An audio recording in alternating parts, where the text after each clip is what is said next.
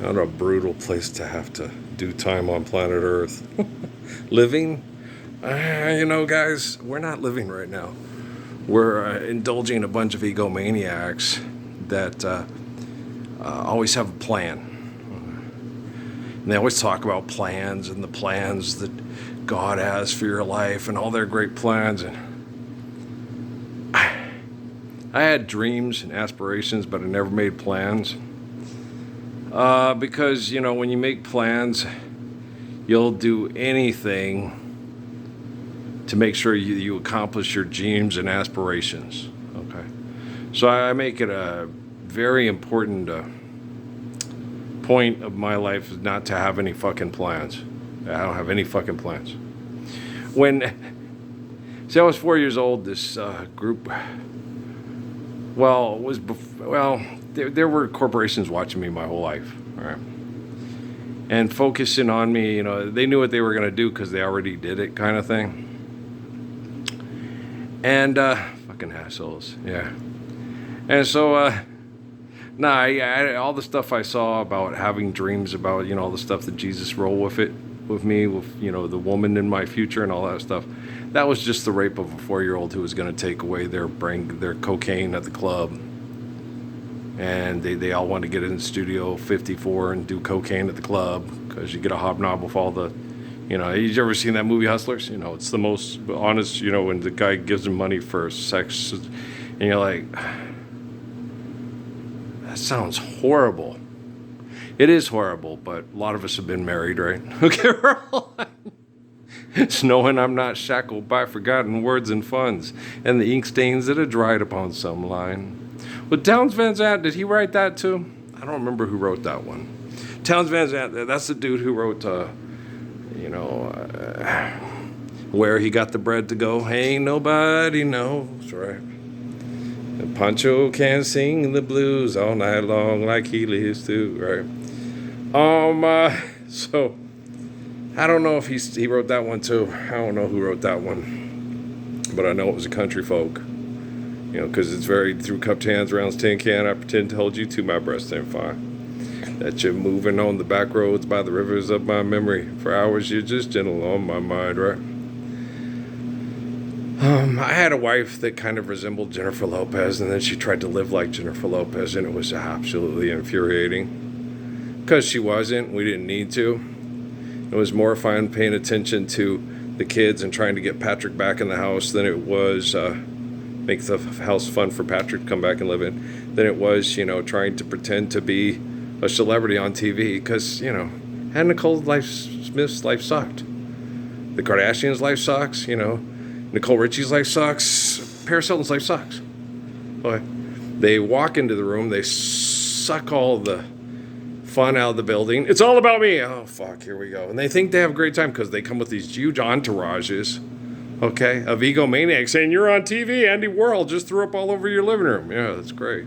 Like one time when Smith was in the Corbin show, all right, and they went driving around, and they crashed this people's wedding, and they thought it was the greatest thing in the world that he showed up at their wedding. It's like, what has he ever given you but propaganda movies and piss poor hype? Been better off if people from Dairy Queen showed up, or Chick-fil-A, right? Oh, yeah, or oh, no. There's no good Mexican food chains. They don't taste like abuelitas Mexican food, guys. You weren't born in Las Cruces, okay?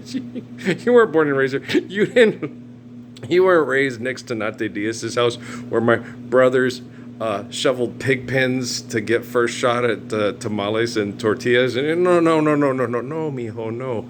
You haven't tasted Mexican food. No, mijo. No, mija. That's a memory of what Mexican food used to be. When Nate Diaz was alive and Abuelita was alive, like Michelle's and Marianne's macaroni and cheese and stuff like that, right? Gee, are you hungry? Did you eat yet? Okay. So it's a thin line between love and hate. That's not true. It's not true. Love always loves. Love is the reason we hate abuse. Love is the reason we hate selfishness. Okay? Love is the reason we despise terrible things, you know. Now, guys, people from the dawn of time, okay, since Suzanne, the lawyer from Duke University that wanted to get into Stanford or Yale, you know, the rape of the doe, it's like, it's been like, I watch animals, the rating rituals, yeah, human beings don't have to do that. So, yeah, it's so cool. It's so fucking cool. Holy covenants. Yeah. Human beings can choose. You know, no, I don't. That bitch is mean. She's a cheerleader and she makes fun of everybody. And she's really physically attractive. Yeah, but your children would be mean and physically attractive. Who the fuck wants mean, physically attractive children? Okay. That guy over there. Well, I'm Prince Bambi. Thank you, damn it. I'm Bambi, damn it. Right. And so you're like, you know, you want the woman that's kind. You know? Kentucky woman, she shining phone kind of light. She look at you once in a day, it's all wrong, but it's all right. And she loves me. Lord knows she loves me. It's not God. I'm just correcting Neil Diamond. He doesn't know how to use the... I was sitting there watching Netanyahu in Washington, D.C. with people cheering, all claiming Jesus is their God, right? And here's one of the hostages. I killed 85 Palestinian children to fly her all to D.C. for more genocide money. And they're all clapping. And they're smiling and they're happy. You know. And I'm like, Judu Krishnamurti, could you help me out here? I just did. Thank you, Judu. Love you too. 1985, United Nations. Earl doesn't talk to the United Nations. I don't address the United. I don't need to. Got cell phone, got Wi-Fi. Judu didn't have cell phone, Wi-Fi. Haile Selassie, it is good that I'm coming to you today from my garden in Addis Ababa to show you that even today, in the 20th century, David will always beat Goliath. How much money do you have? Taylor Swift don't get you all. Okay, she don't get you all. She's a billionaire now. She just remembers what it's like before she was a billionaire to get you guys. And then every time things don't go her way, she goes, I wonder what the girls working at Chick-fil-A are going through right now, buying their friend a car, riding a bike to work in Wisconsin in the winter. Right? Sitting here waiting for you is going to be like waiting for winter. It's going to be cold. There might even be snow. Might be snow. I still really, really love you. Love is stronger than pride, right? I'm a warrior for love. How can you be a warrior for love? She is kind of crazy. She got to make money. She got to sell records. And so she can have 5, designer automobiles, Imagine, and Summer and Cameron, And where do you go to, my lovely, when you're alone in your bed?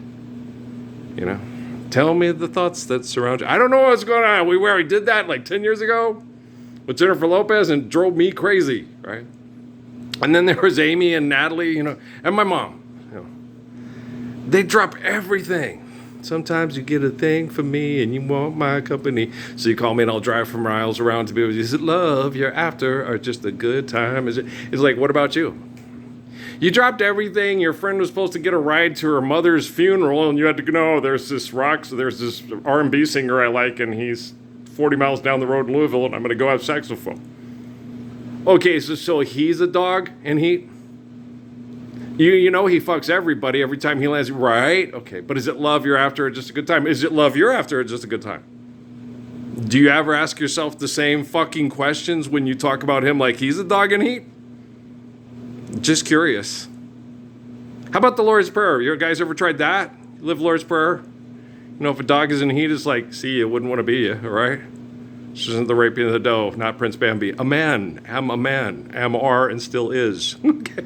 Does that make any sense? No, I was grammatically incorrect, but did you understand what the fuck I was saying there? Well, then, hey, let's diversify with our money like the lady on the news thing today on NBC. You got to, it's election year, so you got to, okay, so we're going to take half our money, put it in a jar, bury it in the backyard, then run down to Ruidoso Downs when they get to, or the Sunland Park, and bet the rest of the money on the animal that does its business before it gets in the chute. And by God, they look ridiculous when they climb into the chute. This new breed, what you gonna do to make them understand? Ain't nothing like Esther, Abraham, Khadijah, or Muhammad, and they still think they can pass off their sinful living as a righteous life, and that's not true. Okay, happy wife, happy life, that's not true either. What if she's an adulterous, sinful bitch? Then you're an adulterer or sinful bastardo. And you el sucko like she el duo. And you need money. And you guys have turned romance and affection and sexual reproduction through holy covenants into a business hookup that you have to go to college and empower women to get more money off of doing things for marketing. Shake, shake, shake, shake, shake, shake, shake your booty. Shake your booty, need more money. I'm empowered. I have more money than you. You're just mad because people won't pay money to see your vagina or ass. I don't have a vagina or ass. And the people that give you the arena to show everybody your vagina ass for lots of money tried to rot my testicles off because they were jealous of my lover man reputation all through the military. And you had people like Gordon B. Hinckley and Spencer J. Kimball passing themselves off as righteous people, watching my wives and children be sexually abused by military operations to see if I could stop it. And I got up and said, the only way to stop it is live the Lord's Prayer, be righteous, get the fuck out of my house, and don't ask me for money to live here anymore. And they all said, it's not time yet. It's like, well, it's too late to turn back now, right? Cornelius Brothers and Sister Rose? Treat her like a lady, got to treat her like so affectionately. I am better than those songs. I'm the best lover you've ever known. And if I'm not, go to college, get your fuck money, and line up for another day of fuckingdom. And deny the Lord one more time. I don't think you understand the magnitude of these practically anonymous YouTube videos as opposed to that bullshit on TV you call the news. All right? Peace.